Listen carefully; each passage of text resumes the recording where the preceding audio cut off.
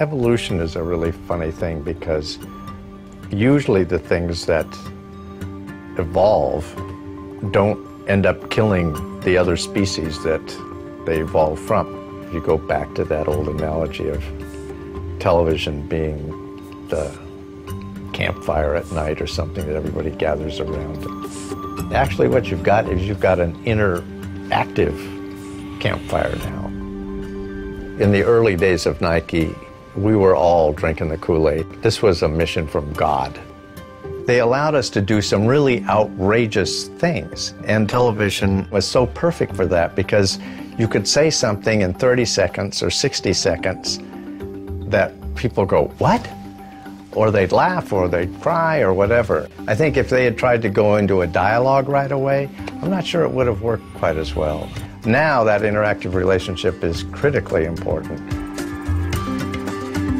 People that bemoan the death of the 30-second television commercial probably need to just kind of watch the returns. An interesting thing happened when we picked up Levi's a couple of years ago. Part of the problem was with Levi's was that they had lost their voice.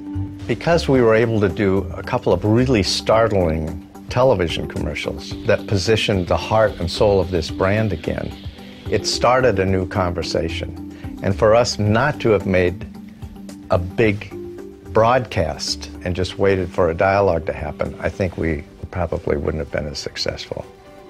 If you look at the Chrysler spot we did last year, that dramatically helped the positioning of that brand and that company and giving a sense of what they valued and what Detroit stands for.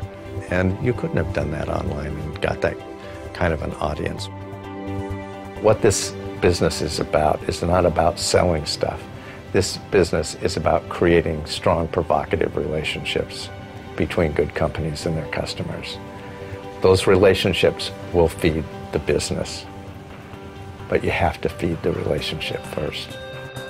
What you want to do as a client often depends upon getting people's attention.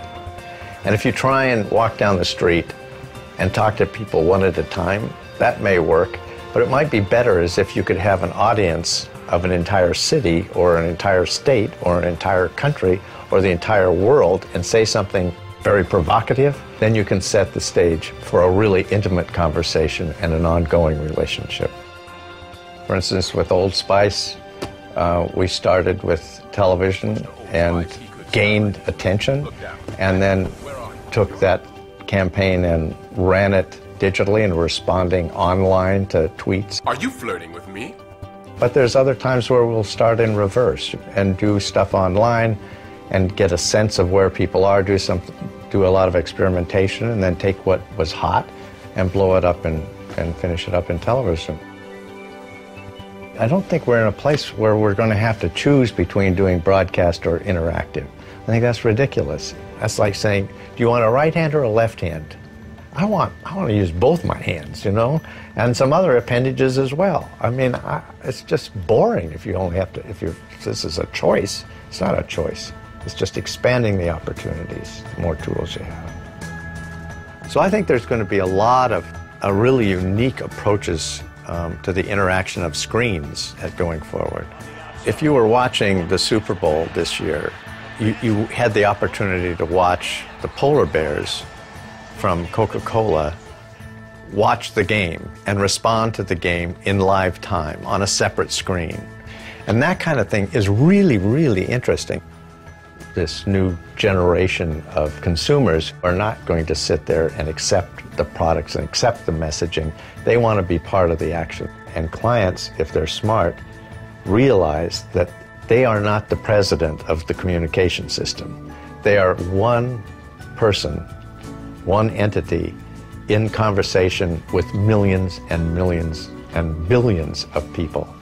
And so they have to listen and learn how to listen as well as how to present themselves.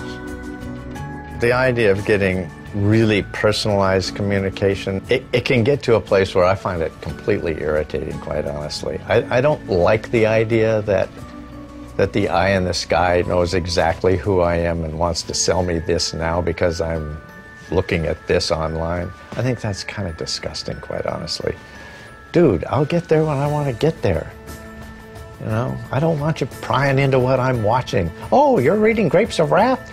Ah, we've got some wonderful grapes for sale. You know, it's like, come on.